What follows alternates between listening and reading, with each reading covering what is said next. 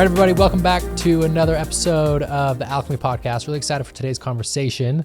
A lot of crossover in our work here. I'm here with Cory Clark, the sales therapist.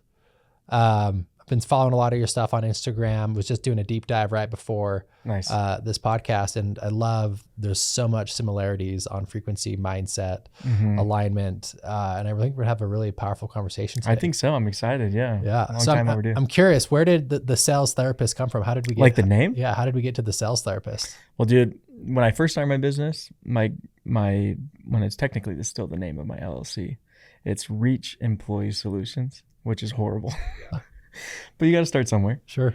And I started there, and then I grinded with that. I still have I have one polo with that logo and everything still on it. But then you just adapt and you get better and you figure things out. And then when I was starting to build a brand on Instagram, I'm not going to put Reach and that's how it started. I was like, I need to figure out what's my Instagram brand going to be? That's where it started. And so I just had the idea of the sales therapist. I'm a licensed therapist, and the niche and the target is sales professionals. And so I was like, well, that's pretty creative. And then it hit. Cool. And so then, I haven't taken away since, but. Yeah. And how did you get in the door-to-door space? Was it just like, I worked in door-to-door. Cool. Yeah. All through my undergrad and through grad school. And who were you selling for? Moxie pretty much the whole time. And then I did a mom and pop shop pest control company in Stillwater, Oklahoma. Yeah. When I was in grad school. And how was your door-to-door experience? It was great. I did it off and on for 6 years. And so it was good I stayed in it because it made me money, and provided a income to go to grad school, and I graduated debt free because of sales. So let's go. A lot of credit to door to door. And I just stayed in it because I was decent and I was good at it, but it was a means to an end. It was a way to make money. And then I always wanted to pursue becoming a therapist. So that's what I was doing. Yeah. And what drew you into that? Is that something you're always into, or was that the goal from the beginning? I think just experiences over time with life, push you in one direction or multiple different directions. You kind of choose a path. I felt really good about it. I feel like I was the kid growing up where a lot of my friends were just down to be open with me about whatever. I'm like, I don't know why you're telling me this, but sure, let's chat through it. And so I just had a lot of experiences where I was a safe space for people. And then I just looked into it as a career path and pursued it. And then it wasn't until becoming a therapist that I was like, oh my gosh, like this is what the sales world needs, not just like do your morning routine, be positive, like affirmations in the mirror. Not that those things are bad, but like there was obviously an issue here that no one was really solving or doing anything about, which obviously you were aware of too, right? And I'm like, man. And then in grad school, because I was growing so much as a therapist on an internal level in a way that I'd never had before, I was working less than I ever had and was doing better in sales. Yeah. What were some of those shifts? Because I look back at my career too, and some of my best performance, I would say my most efficient summer was the summer when I started doing more inner work. Not my highest. My highest year ever was when I just put my face down and grinded on cement and was so dead and so exhausted, and I thought I was going to die at the end of the summer. Sure. That wasn't worth it. But yeah, it's a lot of piece of it is getting aligned internally. And so what were those shifts for you? You said, I think the biggest one, because everyone's got like different things. I think sales bring out parts of you. Sales and entrepreneurship will bring out parts of you that a lot of jobs just won't ever touch. Totally. And those parts are different for everyone. For me, a common theme for me was rejection was harder than I liked to admit. I always pushed through it, but it weighed on me emotionally more than I thought it. Like I would end up getting pretty drained. And part of that was rejection. And then the other side was worth and value. And so basically with the rejection, I do care what people think of me. And I've realized it's actually okay. It's weird if I was like, I don't care what my wife thinks of me. It's like, there is a normalcy to some extent where it's like, it's healthy. But when you're meeting someone for the first time, door to door is weird because you're building 150 plus new relationships every day. And right off the rip, your presence isn't wanted. And that over time just like really weighed on me because I enjoy feeling wanted in relationships.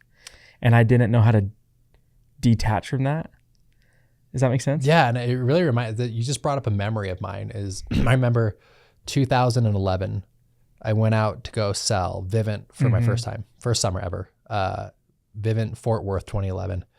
And growing up, I was, I thought I was popular. I had friends. I was on the football team. Like, I was well liked. I was pretty chill. Didn't really cause drama. Like, got along with a lot of different group of friends. I had, when I grew up, I was Mormon, and so I had like church callings. And did, I was doing the kind of the typical Utah thing. And I remember going out to Vivint to sell at Fort Worth, and just getting handled kind of my first couple of days. Oh yeah. And I remember thinking like, this is the first time in my life that I'm not liked. Yeah.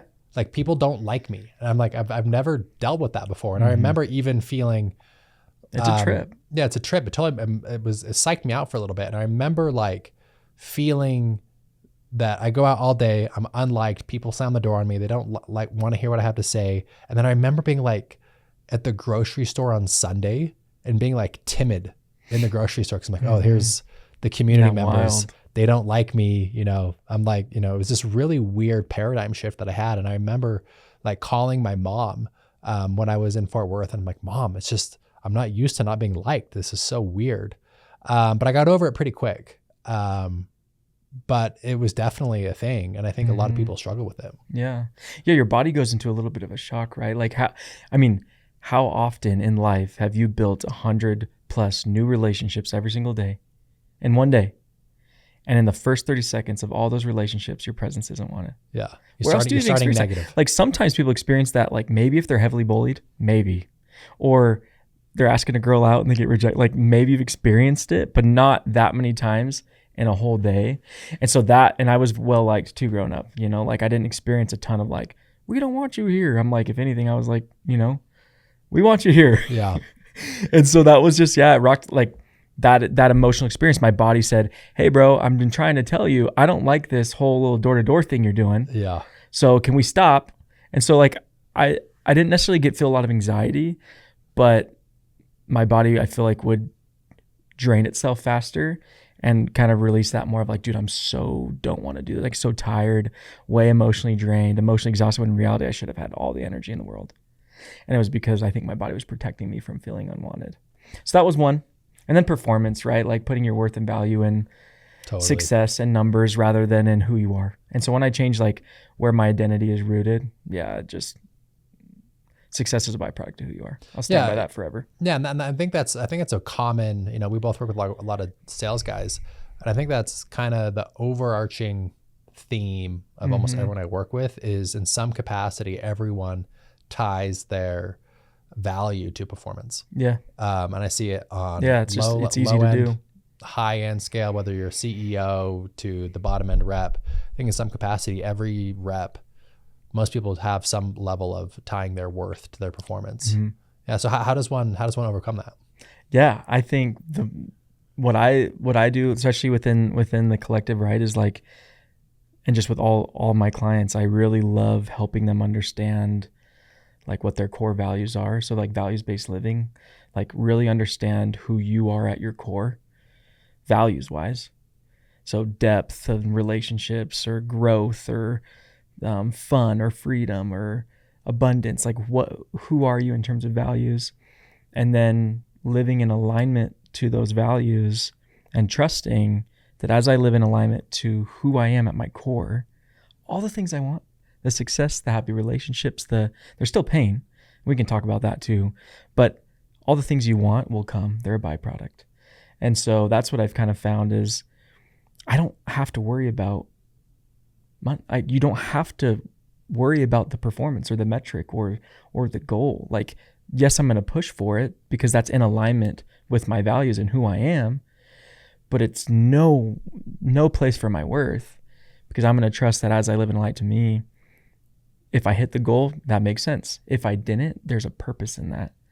And there's a reason for that because I was in alignment to me. And so, yeah, I mean, that's so good. It's like, I think one skill set, or not skill set, I guess an exercise that people lack that's really beneficial is actually identifying what your core values are. Oh, dude. Most people don't do that. They don't even know. They don't know. They don't know. I was in a men's group last year, and we really focused on what our core values are. And rather than just like, most people sit down, what are core values? Oh, honesty and integrity. You know, you kind of list a couple things, but actually spending weeks, if not months, getting really clear on what your core values are. I did that last January in my men's group, and it was transformative. Dude, it's huge. Because then you're just really clear on the direction you want to go. Yeah. And to your point, I love this, where it's like, if you are living in alignment with your core values, that will naturally fill your self-respect and self-worth. Yep. So that way you're not outsourcing it onto 100%. sales, women, Yeah. performance, leader, you know, wherever the ranking is. It's what I found to be the best approach, which a lot of like guys in high performance jobs also resonate with that values-based living approach, because it's still very much high performance. In fact, living in alignment to your values is actually hard. Like it will push you to oftentimes embrace more discomfort. You'll feel actually a lot of more pain, but it's purposeful pain. It's not pain that comes from living out of alignment. It's pain that comes from living in alignment, right? Like owning a business, like you and me both. Like it's not easy. It's not easy. And there's so many times where like, freak, you have this idea and it's like, actually this is an alignment, and then it requires a lot of growth, discomfort, abundance, whatever. Yeah. Are those your core values? What are yours? I'd say, to your point, with like really getting descriptive, one of my ones that I love to share is depth. Because people will say family. I value family. I'm like, dude, motherfucker, get a little bit more like, get in there. Like, what is it about family?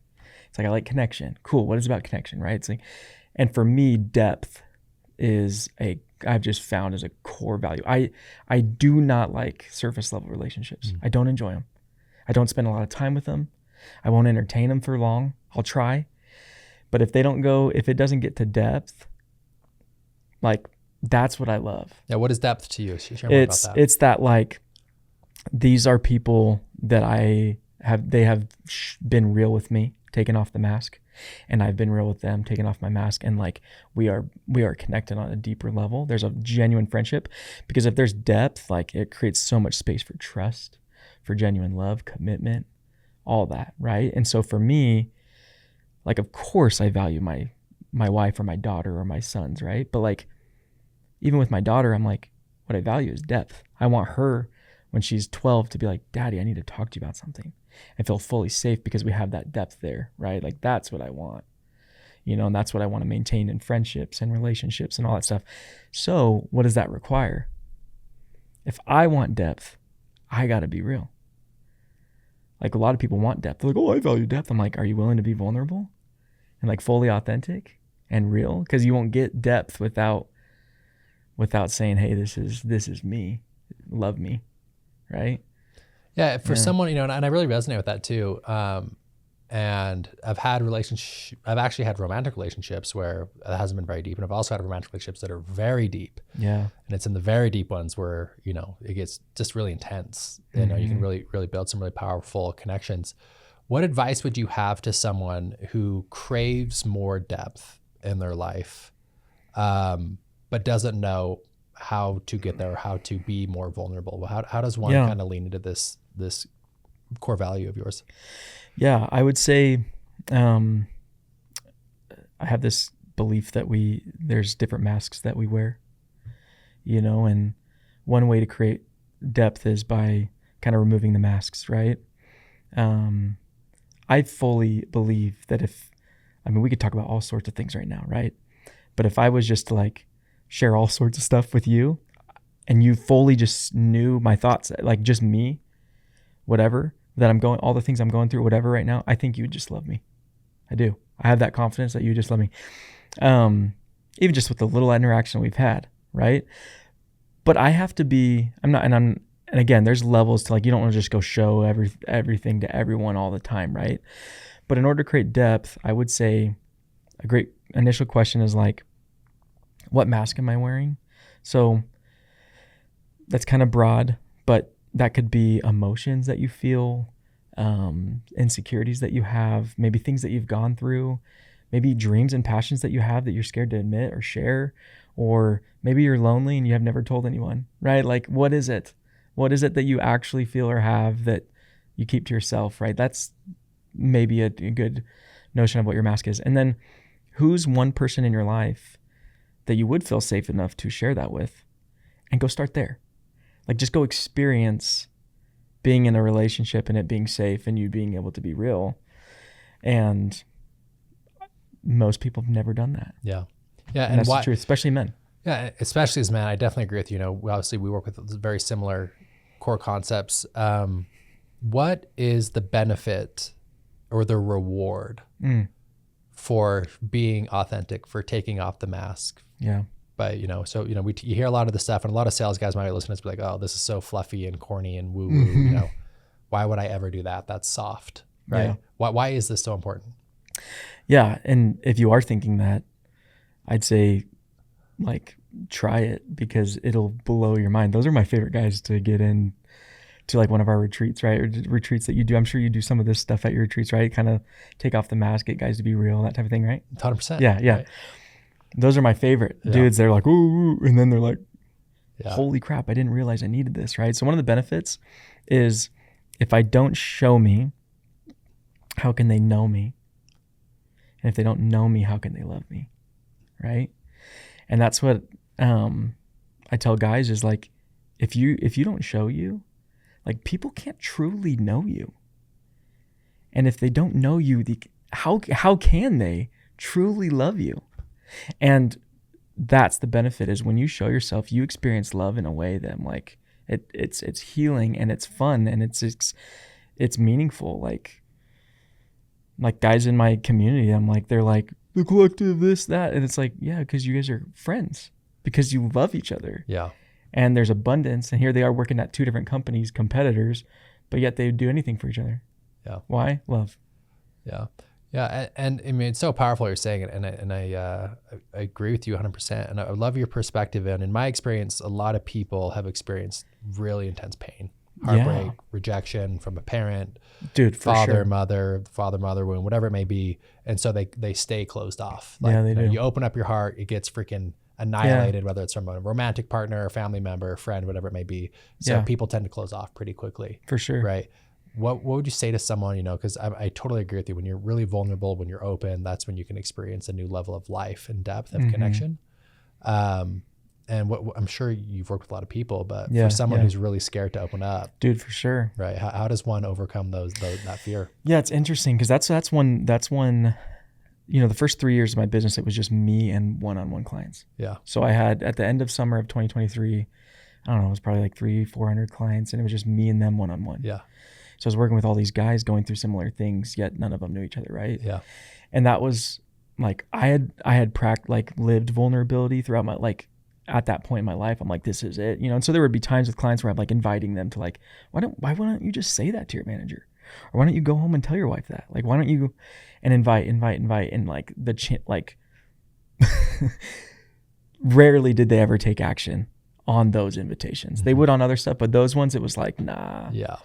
They just didn't, right? And so that bothered me, because I'm like, man, not that I feel like I'm doing a disservice to my clients, but I'm like, there's got to be a system to help guys experience this. And that's when I changed more to a community approach and retreats and getting guys together, whatever, and creating that safe environment for them, just as it sounds like you've done too, creating that safe environment for them to be real.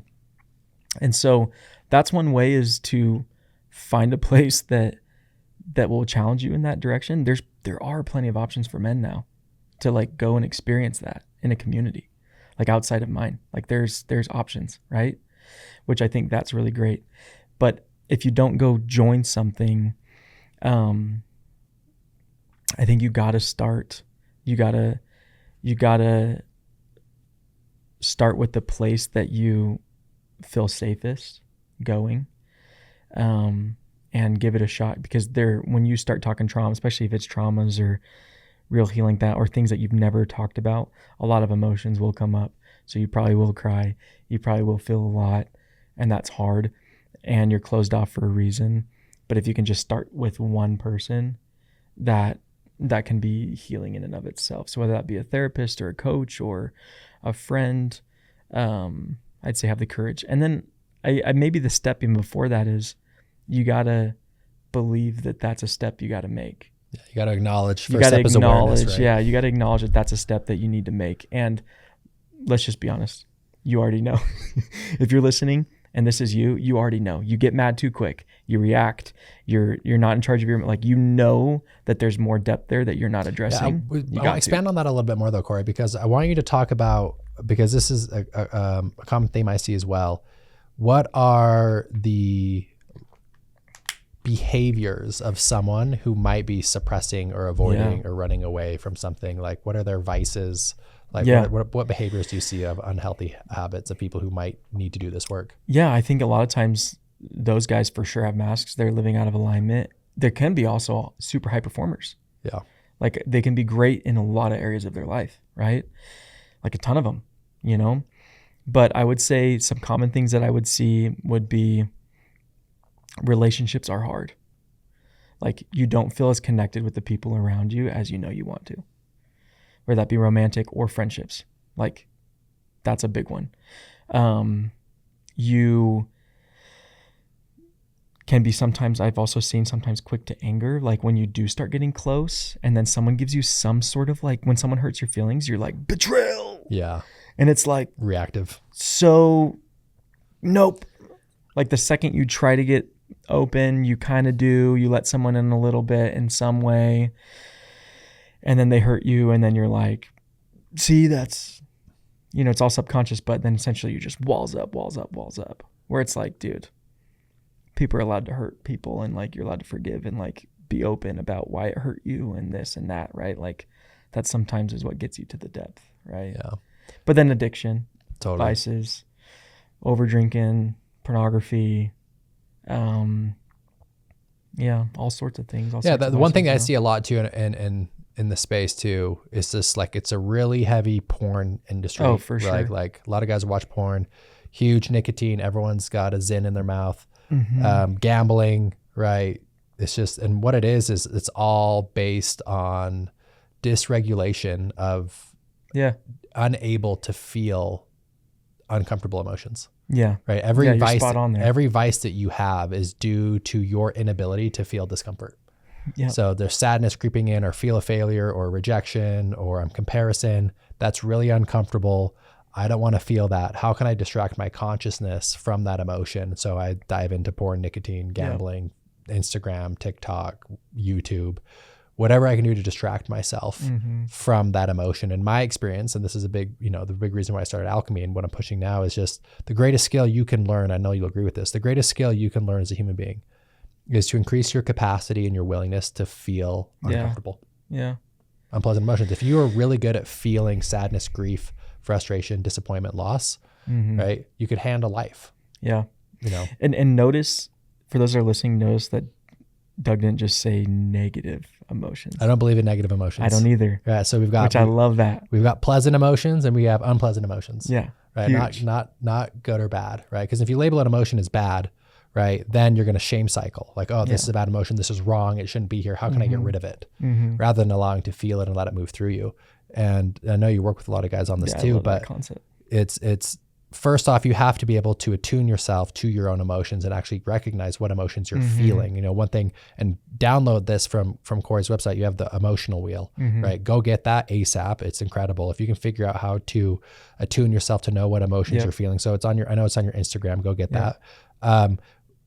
When you are able to attune to what emotions you're feeling and diagnose what emotions you're feeling, what I've learned is that every emotion you feel is due to a need met or unmet. So if you have a need met, you feel joy, enthusiasm, excitement, love, connection.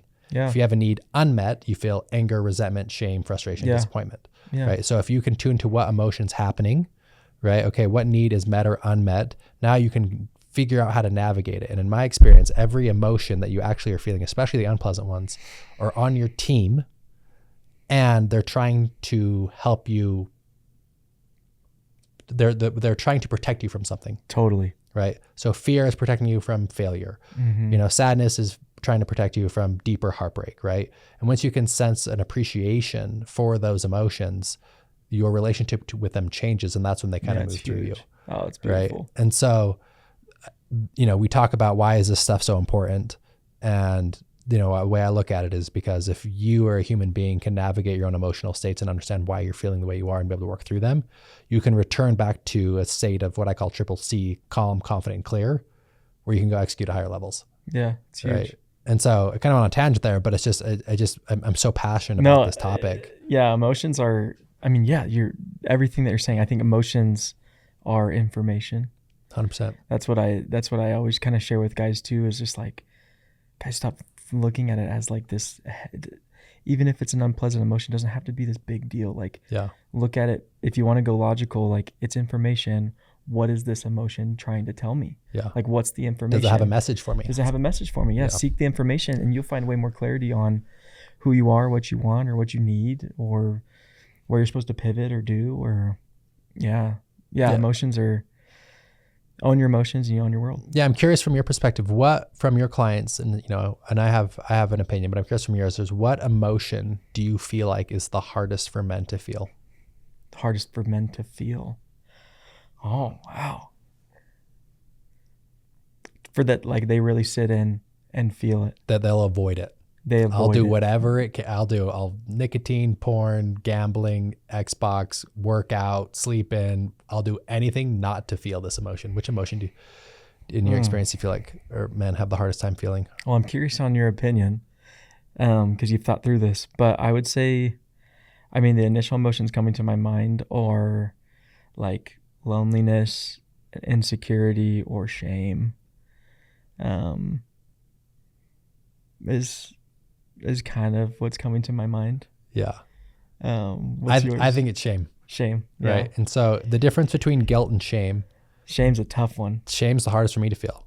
Right. So guilt is, I feel bad about this specific event, this thing, that this one moment in time, I feel bad. I regret that. Shame is who I am inherently is wrong or bad. Yeah. I'm inherently a bad person. Shame's a punk. And so from my experience, shame is the hardest emotion for men to feel, and we run from it and we'll do whatever it takes not to feel it. Right. So my question for you, because you're a licensed therapist, I'm not licensed. I just read a lot of books, but so you're the expert here on this. What are some ways and some tools for someone who is wanting to do this work, who wants to build a better relationship with their unpleasant emotions, right? That has maybe a porn addiction or a gambling addiction or an alcohol addiction, right? They want to make serious changes, right? What are some of the steps someone can take to get back into relationship with themselves and build a better, healthier relationship with themselves? Yeah. It's the first things coming to my mind is like, first is just like a willingness to say, okay, I'm ready to try to have it look different, which is going to involve more people than just yourself. It's going to involve other people. Yeah. Agreed? Totally. Like you're not going to do it alone. Nope. You're not going to do it by yourself. You're going to move towards vulnerability at some point. You don't have to do that today, but that's the path you're choosing, is like, I'm going to be real somewhat with someone about this. Right. I think there's a level to that. But I think acknowledging that, like, there's this, the path you choose, if you choose the path of, I'm going to keep this to myself, keep hiding it, I'm going to keep doing it, or I'm going to keep this little struggle that I'm doing and try to fix it over time, you stay down that, you are choosing a harder road. You will be at a spot in 3, 4, 5, who knows how many years, where ultimately you're going to just be ended up choosing this other path anyways, whether it be a failed marriage or something. Yeah. It's that whole quote where it's, you either change by choice or you change because it's too painful to stay the same. Yeah. So I'm not saying out of fear, it's not a fear tactic. Let that choice be an alignment choice of like, oh, it's more in alignment for me to choose this path, which is also uncomfortable and it is hard, than the path where I'm just going to be here a little bit until I'm forced to. Yeah. And I think it's important for people to realize too, that what you push away grows. Dude. Right. That's psychology 101 semester, right? First semester of psychology, I just summed up in one sentence. What you push away grows. Yeah. Right. Yeah. That's the whole psychology 101, right? So if you're pushing away your fear, your shame, your guilt, your frustration, your sadness, it's not going away. It's going to only get bigger and bigger and bigger. And to your point, if you avoid it, it builds over time, right? Because think about anger, for example. You don't go from total Zen, chill, monk mode to level 10 atomic pissed off in 1 second. Mm-hmm. It builds. Yeah, it does. So this, your wife says something here, you get a cancel here, your kids are frustrating here, it's raining on your birthday, right? Build. And then all of a sudden you get cut off in traffic and then you blow. Yeah. It's because what you push away builds. And so to your point, so powerful, right? Step one, you said you have to have a willingness. And I love the word willingness that you said. That's like the willingness to want to change too. And then you got to ask for support. And I'm a coach. I have 4 coaches myself right now. And I'll never forget the first time I hired a coach on personal development, emotional inquiry piece. Her name's Kristen Ulmer. Shout out Kristen Ulmer. Wrote a book called The Art of Fear. And I sat down with her and she was like, first question she asked me, what are your traumas? And I'm like, what do you mean? I don't have any traumas. And she just laughed. She's like, okay, we'll see. But yeah, the willingness for me to actually hire support, hire help, it was life-changing for me. Yeah. If I didn't have that support, like what you're talking about, like having someone in your corner helping you navigate this, I wouldn't be where I'm at. Yeah. Right. So, and everyone wants that. Yeah. 100%. You want someone in your corner. And if you say you don't, I'm like, you're lying to yourself. Yeah. What you don't want to do is, a lot of those guys are like, oh, they don't want to play victim. And I agree with you. If you're listening to that, you're like, dude, I don't want to do that. It seems like weak. And that's like, yeah, playing victim and being like a sissy about it, that sucks. No one wants to do that. Yeah. Like that's not it. But that's not what this is. No, it's to your point. You said it's the willingness to change. Yeah. I'm willing to change. I'm willing to do whatever it takes. And I'm willing to go look at and being real. Yeah. You got to take ownership. The shit in my closet, And I would just say just on that too, like this work, we're so aligned in this work. It's going to sound extreme when I say this. It's the most important thing you can do in your whole life. Yeah. Like it is like going in and removing, in the Buddhist, I'm a big Buddhist guy. That's right. The samskaras, right? The blockages that you have. Until you get rid of those, you're going to be carrying them as a weight around your whole life. And the analogy that I love is, and this is what you do really well, is you're climbing a mountain. And as you're climbing this mountain and you're on this incredible voyage, you see great landscapes and waterfalls. But you have a backpack on. And every time you have a traumatic experience, it's like someone puts a rock in your backpack. And all of a sudden now you're 25 years later climbing this mountain and accumulation of all these rocks in your backpack, you don't realize how heavy it is. They're not moving like you used to. You get tired quicker. Your knees ache. It's like you take a couple steps and you're already exhausted and you're like, I'm trying to climb this mountain. It's so heavy. And doing this work is the equivalent of me coming up to be like, hey, Cory, you've got a 500-pound backpack on. And I take the scissors and I cut them off. And you're like, whoa. I didn't know it was possible to feel like this. I had forgotten how it is. And so, with the work you're doing, it's cutting off the backpack. Yeah, it is. Right. And here's what's crazy is, in my experience, and I would love to hear your experience on this too, most people don't realize they have a backpack on. Totally. They don't even know that their backpack's on. They're just like, this is just how life is. It reminds me of the Carl Jung quote, until you make the unconscious conscious, it'll guide your life and call it fate. Yeah. Until you actually address these stories and these masks that you're wearing, it's going to guide and direct your whole life. So my question to you is, you got to have the willingness to start, but to someone who knows that their life isn't where they want it to be, they know, they might not have a healthy relationship with their spouse or, with romantic partners.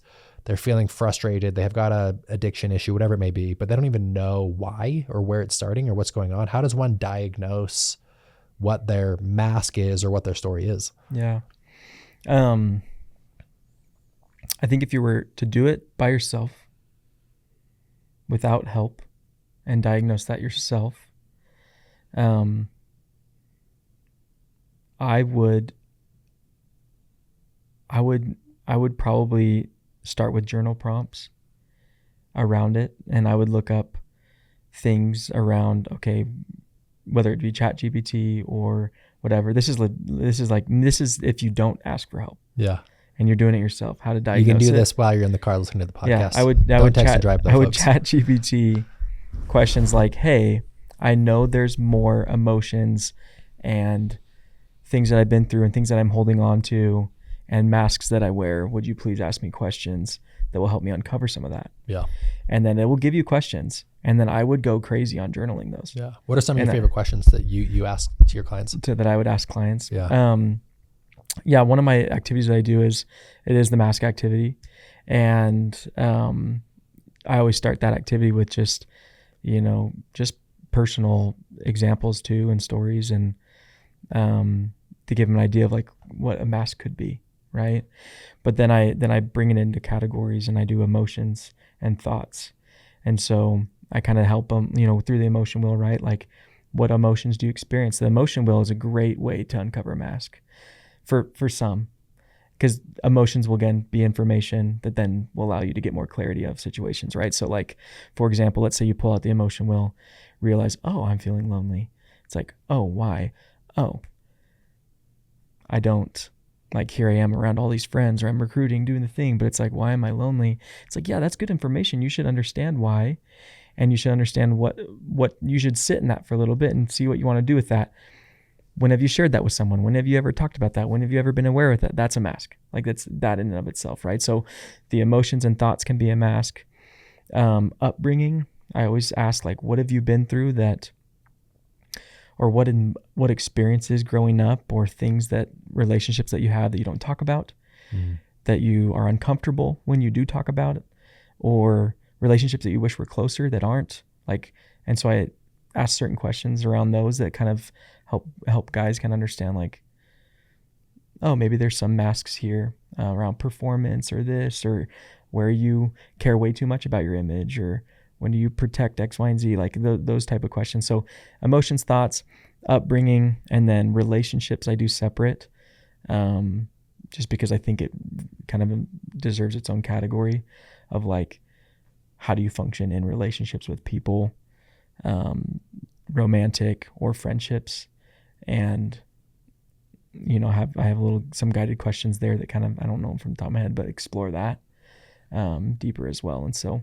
those are some areas that I go just to kind of help guys find what their I think mask these are is. really good assessment overall too. I think most people just live so unconsciously that they never take time to diagnose this stuff, and when you do, you can actually become intentional in these areas of life you want to improve. And then the other ones, there was one I was forgetting. Then one's behaviors and misalignments. So, like, what behaviors do you do? So that could be porn, zins, or smoking weed, or lying. Yeah, it could be lying. It could be the fact that, oh, I didn't pay this rep the amount that they, whatever. It could be anything. It's like, what behaviors are not in alignment to who you are, that's now become a mask. Yeah, 100%. And I think, again, it goes back to inability to feel unpleasant emotions, right? Why would you lie, right? Because there's an emotion you don't want to feel, right? Whether it's embarrassment, frustration, disappointment, right? Insecurity, fear, totally. Right. And so that's why I think this whole work is so powerful. It does come to a lot of emotions. It goes back to emotional capacity, 100%. And so talk to us a little bit about the shift, because you mentioned you were working one-on-ones, and then you decided to bring it into community, right? What benefits and breakthroughs have you seen with people now that people are working in a community versus one-on-one? I will never go back to the way it was ever, unless things shift, I guess. But community's huge. I would even really struggle practicing traditionally, like traditional therapists. Like, there's obviously a beautiful world for it, but I would have a hard time practicing traditionally. Because, when you get these retreats and you get 35 to 50 guys in one room, and it's the most real environment they've ever been in their entire life, I'm like, magic happens. I'm like, it's insane. And so it perpetuates growth, not just because it really challenges them to fully be real and let themselves be seen, which creates a lot of healing, as you've experienced, but then also, you don't just go to a retreat and then your life changes. And then you're like, cool, dude, I did the work. It's like, actually, that's when the work typically starts, because now you're faced with life, but you're down a path of, let's sit with my emotions. Let's do the work. Let's connect. Let's live in alignment to who I am. And so oftentimes in my community, I start the whole thing off with a retreat, but then it's intentional work, because I'm like, look, like, now that you're living in alignment, like, life is going to life. And it's going to be purposeful pain. It's going to be beautiful, lots of wins, but there's also going to be, it's not easy, but it's great. That's the point. And there's a lot of joy in that, but you're going to want to do that with people. And so having that like system of like guys that will show up for each other and consistently, there's something special with that has just accelerated change more than when I was just working with clients one-on-one. Yeah, I think there's so much work to be done in the collective, hence the name, The Collective, for you. Mm-hmm. And in my experience, these retreats, I've done, probably 10 retreats in my career. Mm-hmm. And they're epic. They're so magical, right? There's so many breakthroughs that happen, and just allowing people to connect. And it was actually funny. I was just driving out here today or the other day, and I just realized that there was a couple that met on one of my retreats, and now they're married. I'm like, that's so freaking cool that the couple met each other on one of my alchemy events and got married. But just the magic of the brotherhood and the relationships and the friendships you make. And one thing that was really eye-opening to me was when I first started talking about, in 2018 was the first time I like publicly talked about my sexual abuse as a kid. Okay. I was 6 years old when I got sexually abused. Wow. I didn't know your story. Yeah. It wasn't malicious. It was a neighbor friend who was just curious. Okay. And because of that, I had a lot of stories about men, and like, it was, really intense at the time. And I worked with a lot of that through ayahuasca and then therapy post ayahuasca. But what I was fascinated with, and I'm sure you're seeing this too, is when I vocalized that, and I actually made an Instagram post about this maybe 6-7 years ago, how many freaking people DM'd me and were like, dude, the same thing happened to me. Wow. And just like feeling connected. So sharing your story and being vulnerable, not only is it healing for you, but it gives permission that's cool. for other people to open up about their experiences too. Yeah. Because a lot of times we have these experiences and we think, oh my gosh, I'm the only one that has a porn addiction. I'm the only one that has a Zen addiction. I'm the only one that's gambling or gets pissed off. But when you actually are open and vulnerable about it, you're surprised how many other people can relate with you. And then that's when that like group healing comes in, because now you can relate with someone on to your point, a new depth where you can feel seen and heard.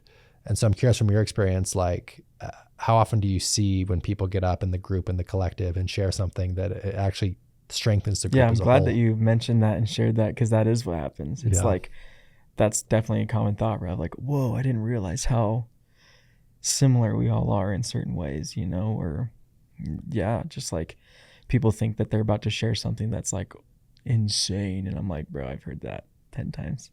Doesn't make it not in a way of like belittling them, but more like, no, doesn't take away from the experience. Doesn't take away from the experience. It actually but can enhance it because there's support.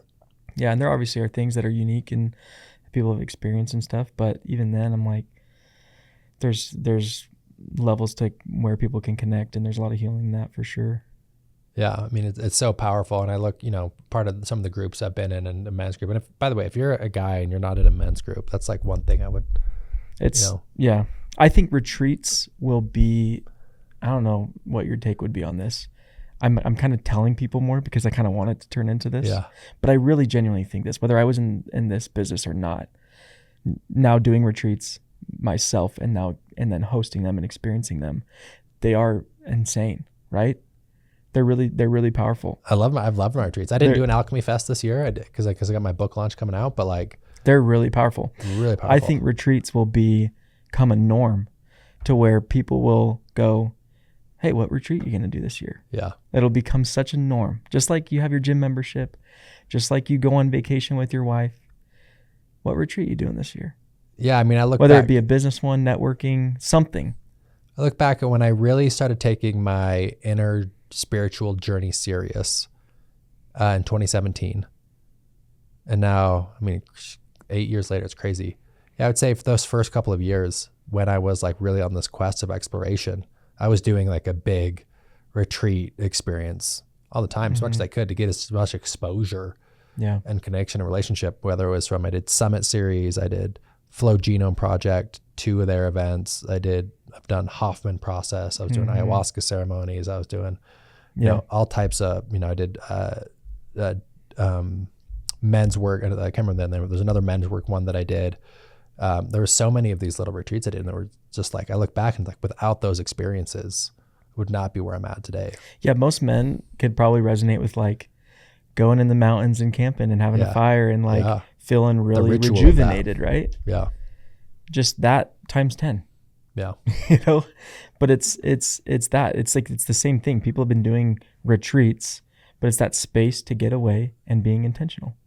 100%. Whatever that intention is, you can do all sorts of types of retreats, but it's that is the intention. And yeah, if it you're not reminds me doing too. it, I hosted. I need to get back to this. I hosted a reset retreat. The first kind of big retreat I did, I think it was 2021, 2022, and I took everyone's phones away.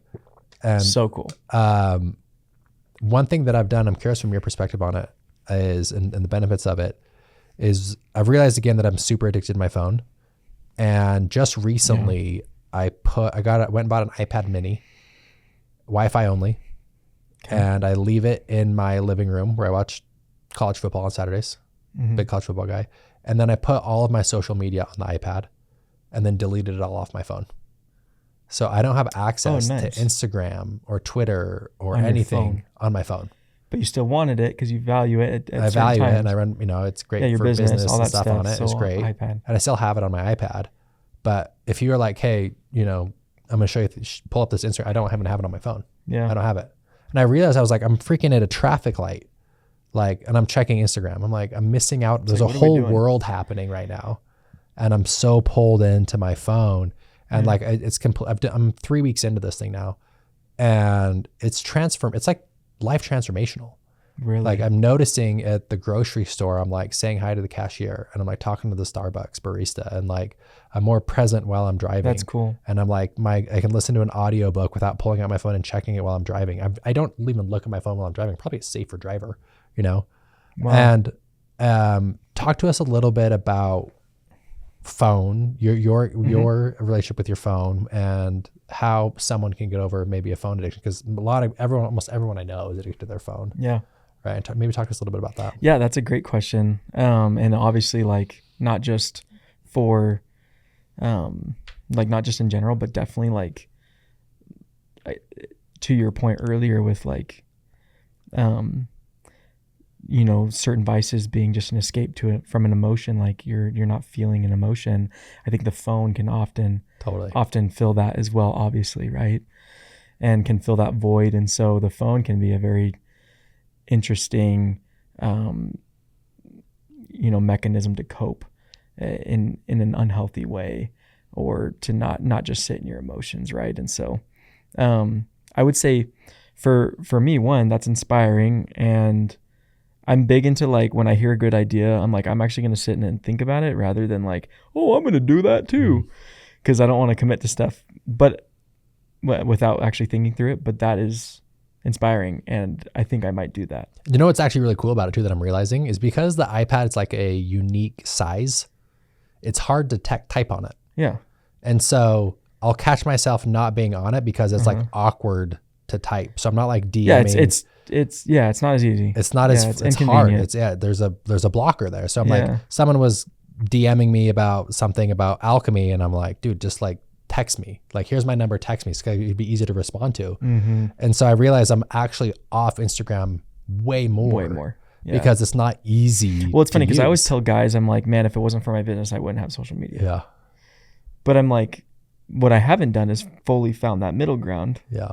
Right. Because I've fallen into traps similar to you, right? Of here I am checking my phone too much, whatever.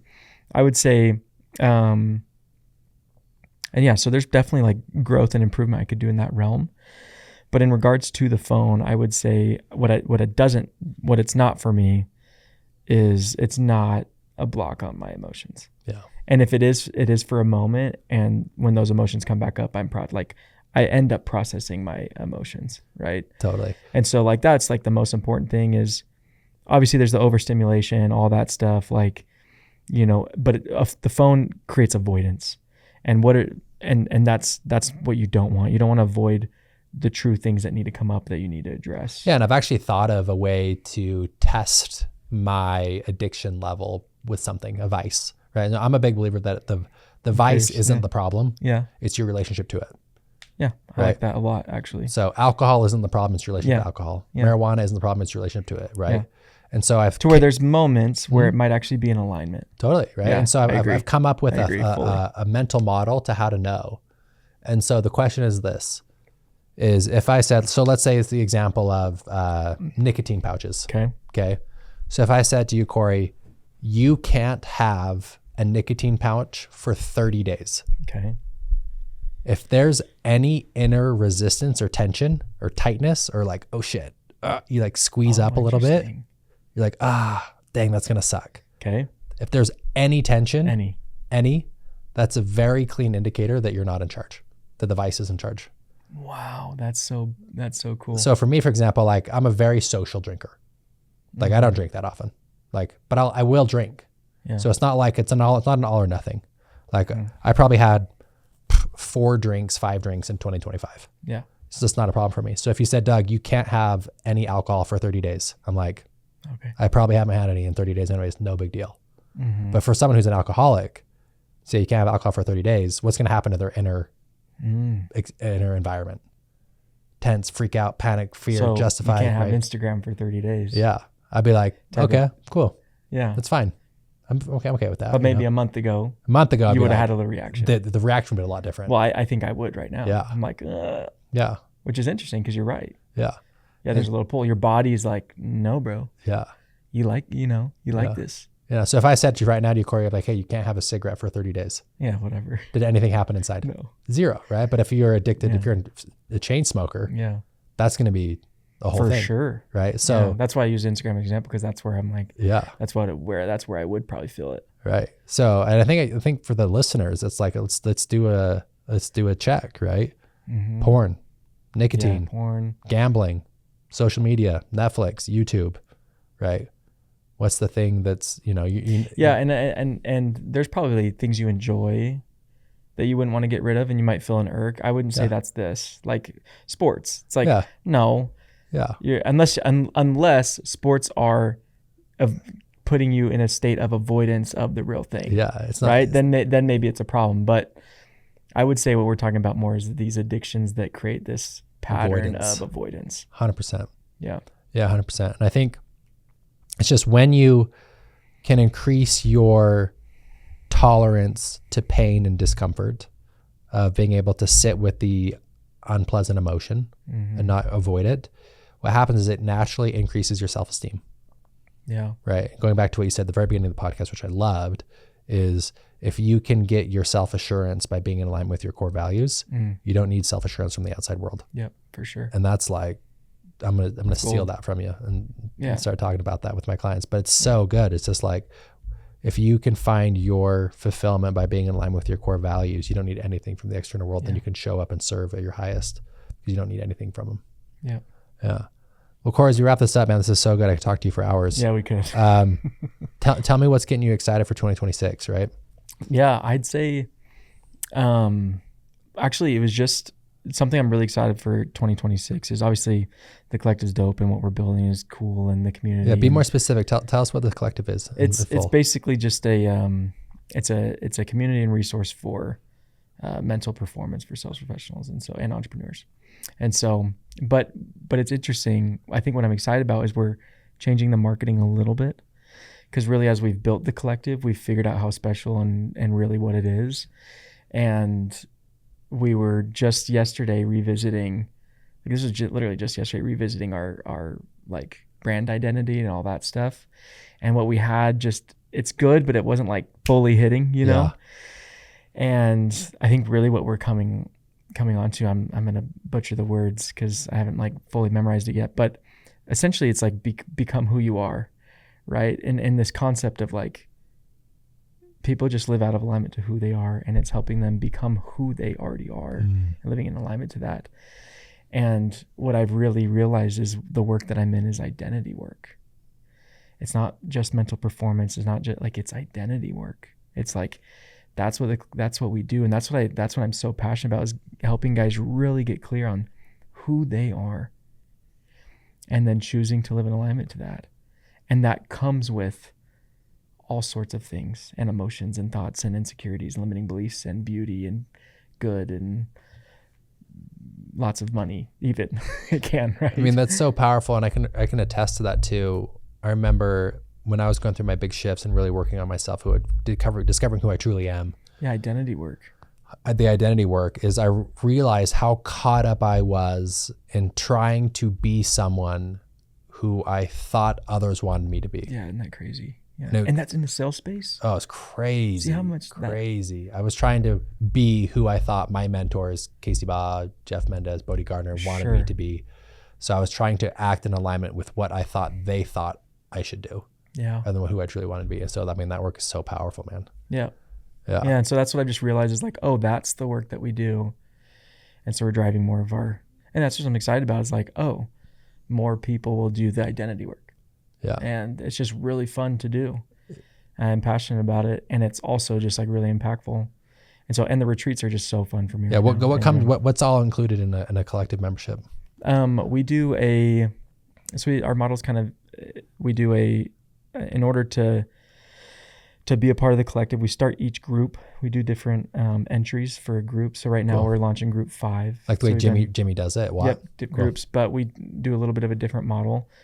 There's not like a beginning and an end. It's more join a group, which you do this first retreat, and then you get dripped into what's called Collective X, which is everybody that's done that retreat. Like alumni.